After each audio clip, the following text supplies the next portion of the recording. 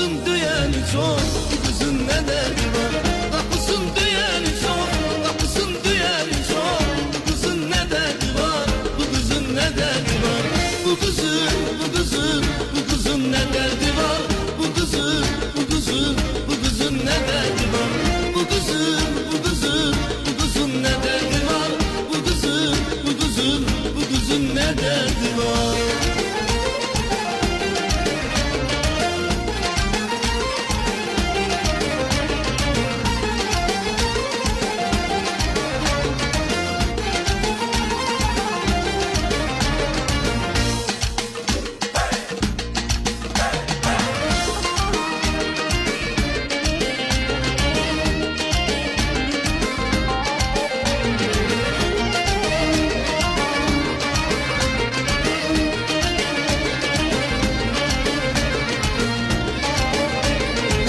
Yanarı ter güzellik, bu ne efsir güzellik. Halıda bir güzellik, bu kızın ne derdi var?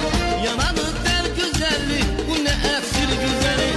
Halıda bir güzellik, bu kızın ne derdi var?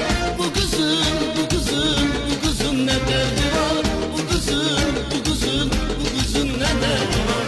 Bu kızın, bu kızın, bu kızın ne derdi var? Bu kızın, bu kızın, bu kızın ne derdi var? Özünü öyeni çok, sevirem diyeni çok. Özünü öyeni çok, sevirem diyeni çok. Kapısın duyeni çok, kapısın duyeni çok, bu kızın ne derdi var? Kapısın duyeni çok, kapısın duyeni çok, bu kızın ne derdi var? Bu kızın ne derdi var? Bu kızın, bu kızın, bu kızın ne derdi var?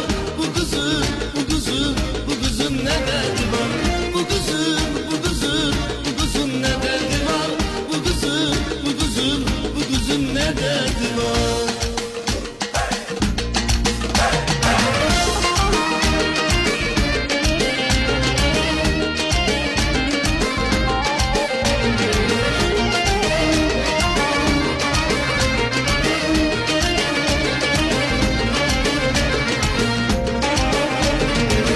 Özünü öyleni çok, sevirem diyeni çok.